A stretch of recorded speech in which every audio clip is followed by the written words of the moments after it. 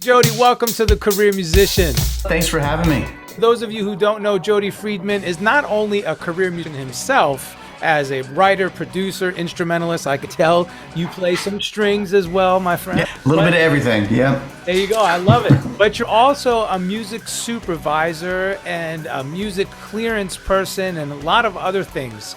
So, I want to hear from you about all that. I'm just going to get straight to the point. Yeah, hit me. The biggest issue right now in the music industry is for how artists and musicians can make money, earn a living, because especially since the pandemic, things have gotten really crazy. But even before that, the new rock stars, if you will, have become music supervisors because you guys are so coveted in that you literally hold the direct connect keys to getting your music as an artist into television, film, and multimedia. That's right. Yeah, it's true. So I don't know. I didn't expect that when I started down this path.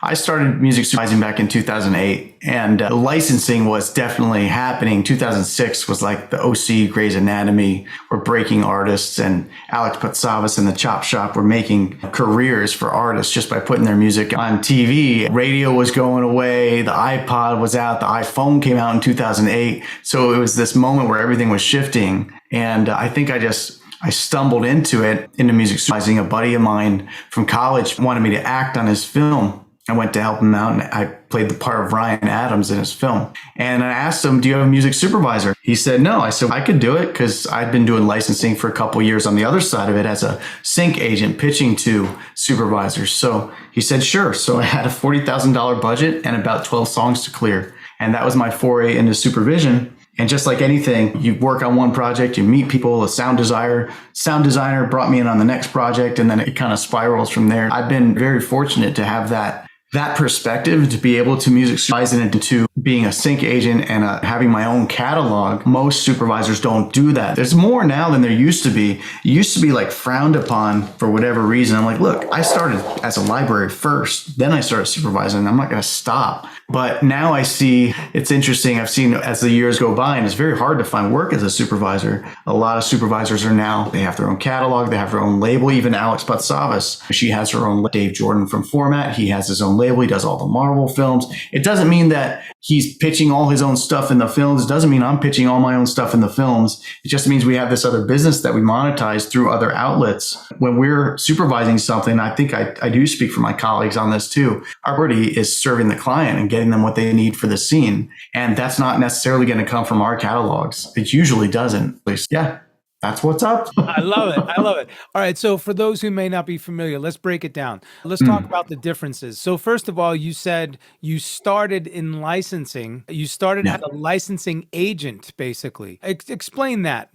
Sure. Yeah. I explain it like there's buyers and there's sellers. Even though when you license something, it's more of a lease than a sale. You don't actually sell your rights. You lease your rights. But there's buyers on the buying side, and that would be like the production companies like Netflix and HBO and Focus Features. And those buyers have music supervisors that are almost like the real estate broker for the buyer. And they're licensing songs and records from labels and writers and publishers for their productions. So they're the buyers. And then the sellers are the agents that represent those copyrights on behalf of writers and publishers and labels. And the agents have the relationships with the music supervisors, just like any buyer-seller relationship in real estate or really in any industry. You got to have the relationship. Sales is all about relationships. So the agents build the relationships and they nurture them for years and years. And then they build that trust with supervisors.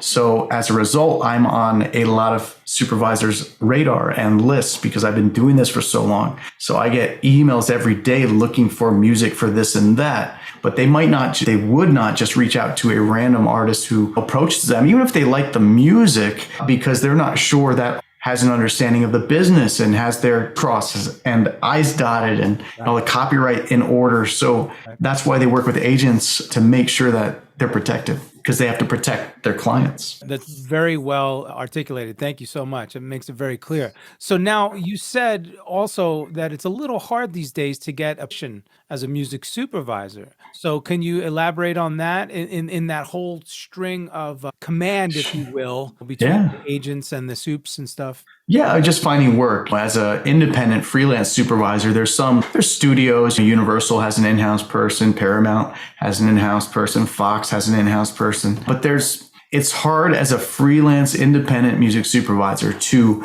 get on, at least in my experience, to get on a regular show. Everything comes from relationships and trust, and it takes time to build that trust. So for someone at Netflix or Hulu or Amazon to take a chance on a supervisor they haven't worked with before, it's a big risk for them, right? It could go wrong and then it falls on them, or they got to fire that supervisor and bring in someone else. And that's just the nature of the business. It's just like any business. It takes time to build that trust. I've been doing it for a while. You get little bumps here and there and get a new gig, and that's another credit, another bump, then a new gig, another credit, another bump. And I think it's inevitable that I'll land my own show again. I've done a couple of shows, but not to the extent that I'd like to be doing. So I'm getting closer. Yeah, it's funny because we're running a parallel marathon here because, like I always say, first of all, it's a marathon, not a sprint, right? We got to go for the long haul. But on my side, I'm searching for a television show that I can be the composer, right? The actual composer, the one and only composer. Right? Yeah, it's the same hustle. It takes time to build that trust, and it's a big risk. They put it on. All right, Nomad, we love what you do, and we're going to take a chance on you, and that's what it takes. It takes somebody taking a chance, or this is why this happens a lot in this business. Your uncle or your cousin or your brother or someone getting a job, and that's when you get in. I see a lot of people, composers, supervisors, producers, they get their start because they're not even me. My friend from college brought me in on a film, right? That's how I got my start. It was my so it's just the nature of the business. It is all about relationships, 100%. I always say your network or your net worth is related to your network. I like that. Yeah, that's awesome. Yeah, it's really, that is the key factor.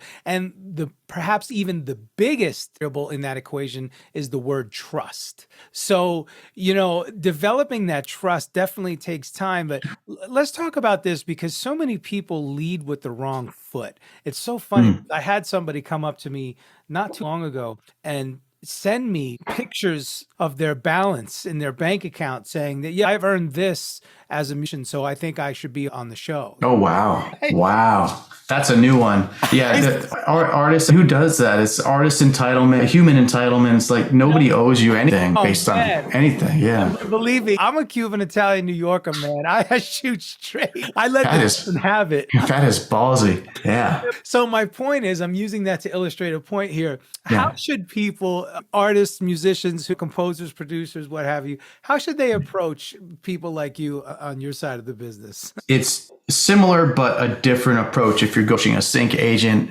or a catalog owner versus a music supervisor. Overall, it's really the mindset of being of service to that individual rather than what can you do for me? It's how can I help you? How can I help you? And it's thinking about that before you actually send that email. If I get an email that says, hey, Mrs. Jody Friedman, blah, blah, blah, blah, I hit delete, right? They didn't do their research enough to look me up, to see my picture, to see that I'm not a Mrs. That's not my preferred pronoun. Little things like that. Also seeing what that person's working on. Although I've seen this recently because a lot of people teach, look up the supervisor on DB, look them up on TuneFind, see what they're working on. I think that's good and important to do. But you need to make sure when you approach that way that you seriously dug in a bit. Because I get some emails like, hey, I loved what you did on, episode 204 of Ugly Delicious. And it's a very broad statement. And I might not have done anything in that episode. So I think people are trying to still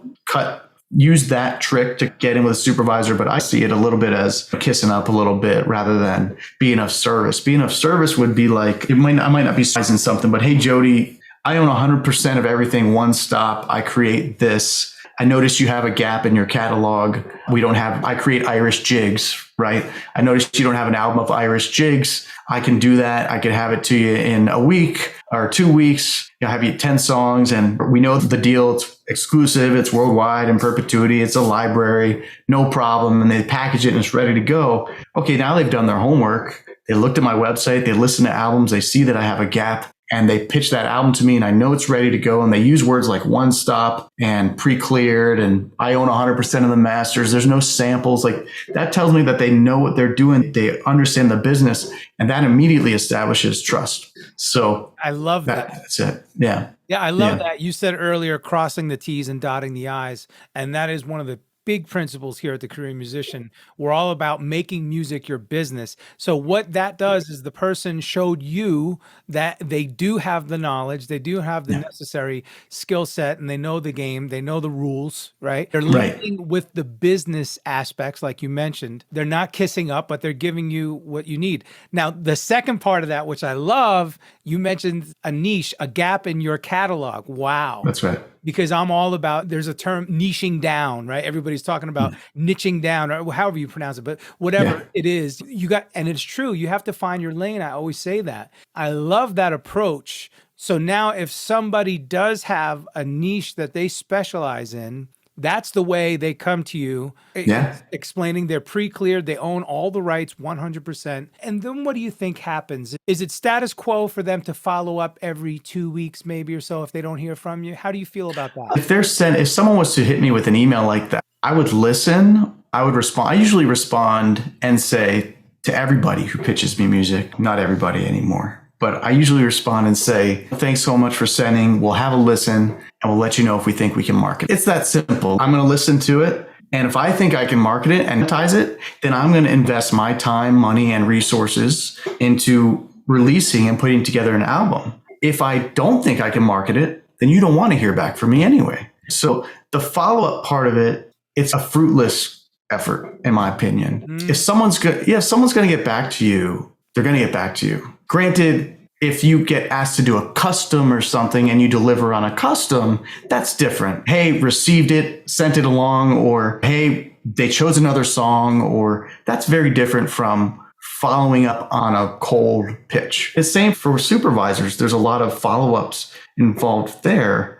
And some of it's necessary, like following up to check on the status of payment or invoicing. That's natural accounting follow-up. But others are just, if they like the song enough, they're going to pitch it to creative. Well, we're going to pitch it to creative. If the producers like it, it's going to get put in the show. And that's when you'll hear from us, because our job is to reach out to you and send you a quote request and say, hey, good news, they're interested. Here's a quote request. What I don't like doing is reaching out to people and saying, hey, I have no news for you. Or, hey, I've got bad news. They didn't choose it. Or, hey, we're not interested. I used to respond with that. Thanks. It's not quite right. I would start to get hate mail from doing that. And I think that a lot of sync agencies would get that. And that's actually perpetuated this no response to follow-ups when you pitch something, because a lot of artists are sensitive people. I'm an artist. I'm a sensitive dude. When you get told no to your music, you take it personally. So it's easier to either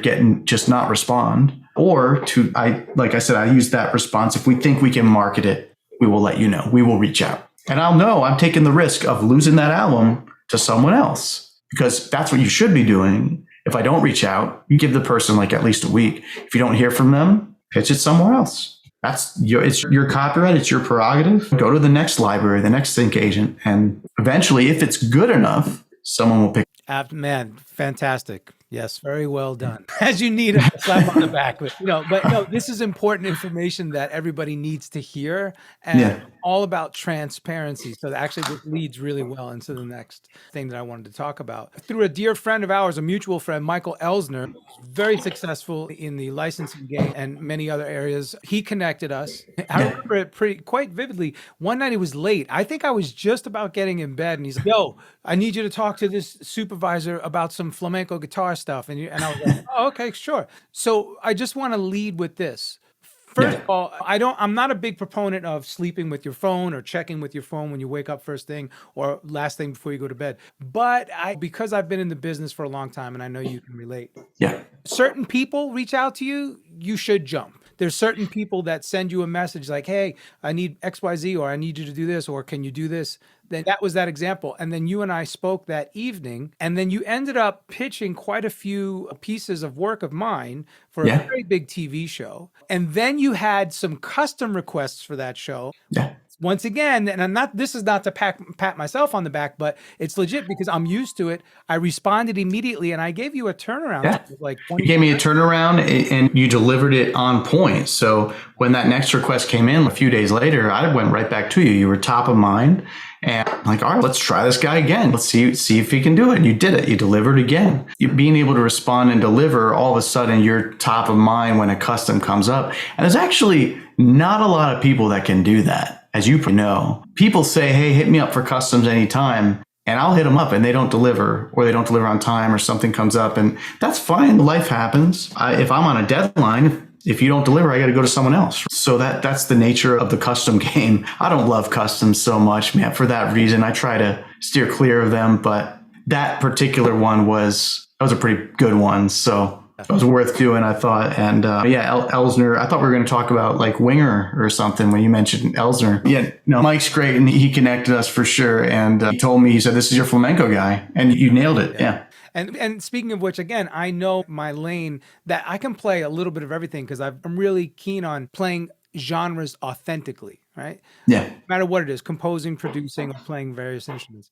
But one of my niches is Latin because I do it so well and it's in my blood. So I really do lean into that. And that's what I teach with the career musician. So if you have a niche, lean into it and then go pitch it to people like yourself. Niches are king, especially in sync. There's only the one recently that came up that is probably not really big for sync, and that would be musical theater. There's a few writers that have a play background or a theater background, and they write these really somewhat adult contemporary, but more musical theater, theatrical, dramatic songs that tell a story. There's really not a place for that in sync. So if you're listening or you want this and that's you, that's okay. It doesn't mean you can't collaborate with others and bring your skill set in to write outside of that genre. But that particular niche, I'd say, is pretty narrow. Almost every other niche, especially these days with how much content is being made, how many TV shows in different regions. Look at Netflix. It's all these Korean shows, these Latin shows, these Japanese shows. There's a ton of different ethnic regions around the world producing content for the streaming giants. Niches are everything right now. I think if you're going to stand out and sync, it's going to be through creating something that's in a niche. There's a ton of singer-songwriter. There's a ton of rock. There's a ton of pop. There's a ton of dance. There's a ton of hip-hop. But if you can find a niche within those genres, a subgenre of a subgenre, then you're onto something. And even blurring the lines and mashing some things up. 100% hybrids, making it unique, experimenting with some new hybrid sounds. I think that stuff really grabs the ears of music supervisors, which also grabs the ears of people who run catalogs and libraries and sync agents, because we're bombarded with music. Like, we hear a lot of music. So for something to grab us, it's got to be different. Right. Yeah. And I'll draw the parallel. You are conditioned to listen like a consumer because of your job. I always say that about musicians. You can tell the musicians who are also producers and composers by the way they play in a band versus the ones who don't have those other skill sets and just play. They overplay, or they play what's not necessary or what's not relevant. They're up there to perform. And yeah, it's a different approach than stepping back and looking at the song as a whole, the performance as a whole. Because that makes sense. At the end of the day, why I draw that parallel, because when you're talking about visual media, that's the number one. The music is correlated with it, but as a support, it's not the main focal. So. It's true. People ask me for years, oh, did you catch this band live? Have you ever seen them live? I like going to live shows, but for me, some of them run too long, and I don't care about seeing the band live for what I do for a living. What I care about is how the recorded product sounds. So you could be the greatest band live, but if your records aren't up to snuff, then it doesn't matter. I can't do anything with you. Again, I hate to keep coming back to it, but that's one of the things that what we preach over here. Why we have the course, pro level sessions from home, because that is an issue. And actually, let me ask you about that. Have you found that since the technology has made it so easy to record from home, has that affected your... There's a lot more music now. There's a lot more music now than there was, because there's a lot of people producing from home.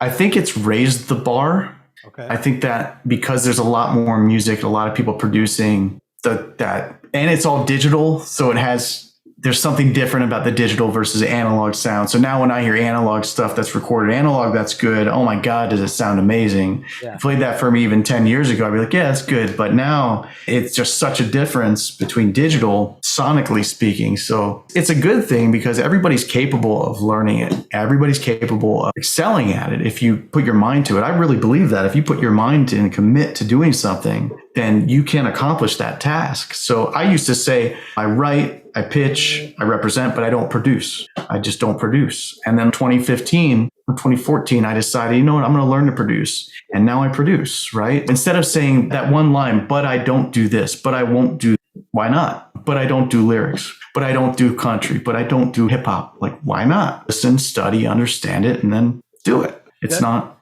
The issue there is as long as you put in the time to really learn the nuances. Absolutely. Absolutely. You got to study it. You got to understand it to do it well. You don't have to write hit songs for sync. That's the great thing about it. They do not have, Tell us more about that. That's a great thought there. Great. Yeah. Look, sync licensing is about supporting picture. It's not about being front and center. So hit songs are about being front and center. You hear it, it's an earworm, it hooks you, it takes off on around the world, everywhere on YouTube, on the radio. For sync, you're supporting the picture. You're secondary. You're not the focus. You shouldn't be the focus. Unless it's a montage scene or the main titles or end titles. There's exceptions, but usually you're there to support pictures. So they just don't have to be hits. They just have to be well-crafted songs. And I'd say 75%, maybe 80% are instrumentals for that matter. It's just got to be a well-produced record. Yeah.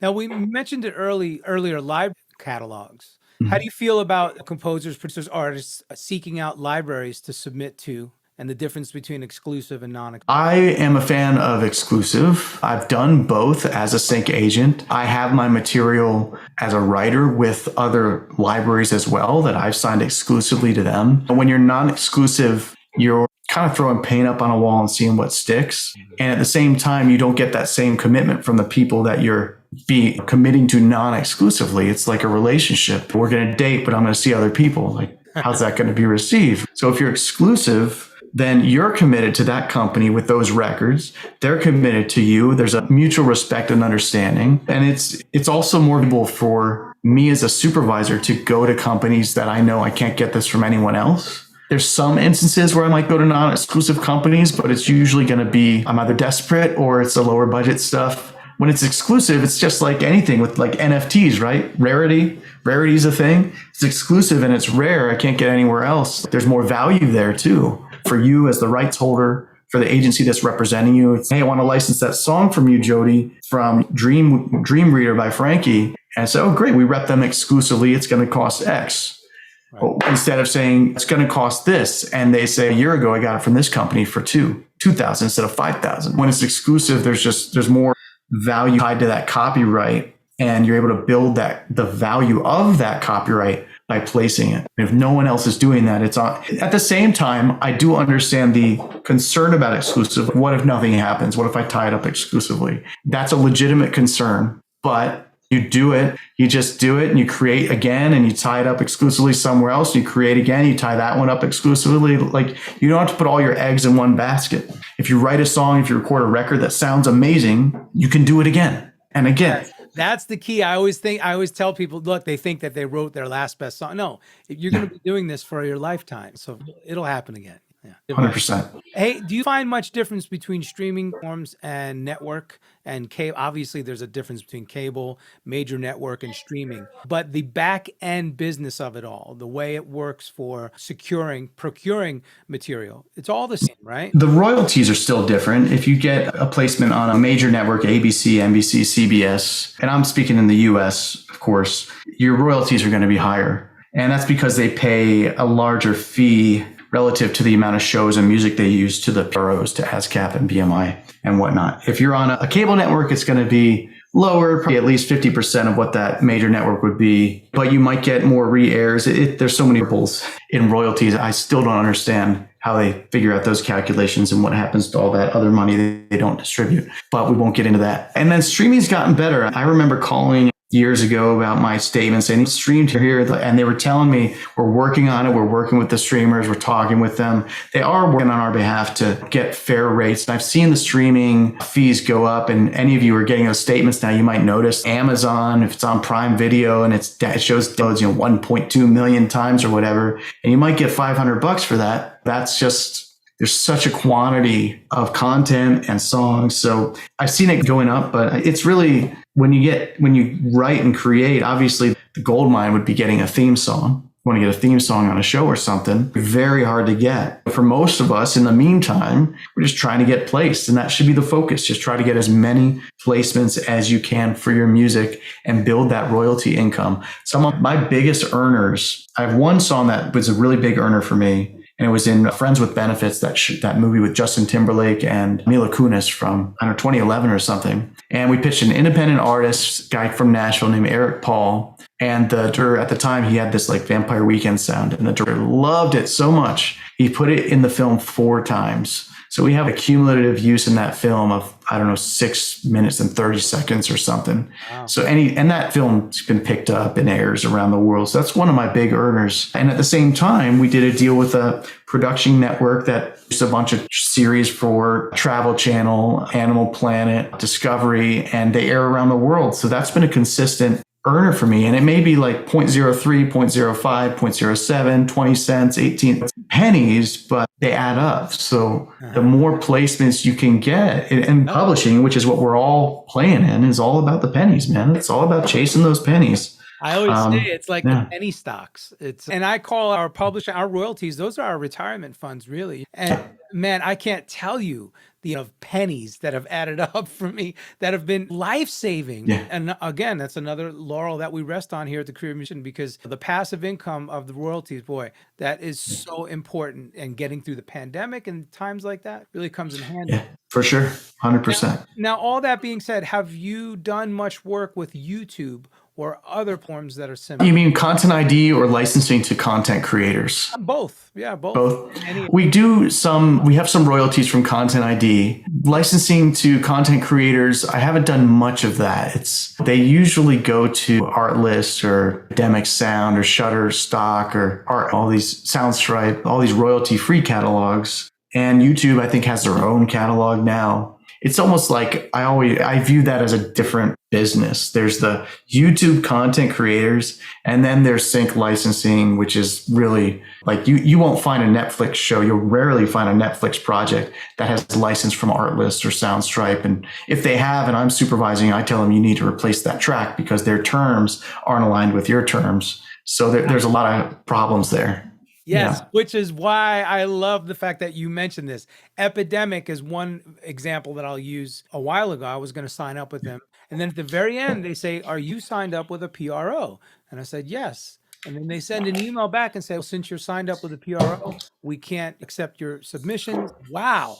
What is the loophole they're getting through on this? How does that work? That's interesting that they said that. So what PRO are you with? But I have publishing in all 3 PROs. But as it's not actually a loophole. Legally speaking, you could still run your tracks through them and just register them with BMI. Your agreement with BMI and anyone's agreement in the U.S. only. This only applies to U.S. writers. ASCAP, BMI, and CSAC, we have a non-exclusive agreement with them, which means that I could come to you, Nomad, and say, I'm producing this film. I'm not going to pay royalties. I want to license your song from you and pay you a fee, a buyout of your royalties. And you could say, sure, let's do it. We shake hands. We do the deal. I pay you. And it's done. And that's completely legal. And then I don't have to submit the cue sheets to ASCAP. It's only because you're with BMI and your agreement with BMI is non-exclusive. That doesn't mean that you can go sign with ASCAP as a writer also. You can be a publisher with all 3, but you're exclusively a writer with them, but you're non-exclusively allowed to license your public performance rights directly to a client,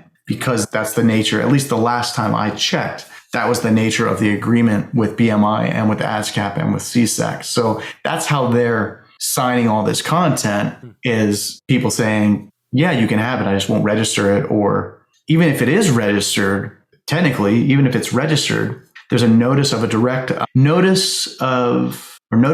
of direct performance license PDF that you can download from BMI from ASCAP. You fill it out. You say, I did a direct license through Epidemic Sound. You list all your titles and you send it to them. And then they know, okay, we're not going to try to collect on that. I'm not a fan of the royalty-free path.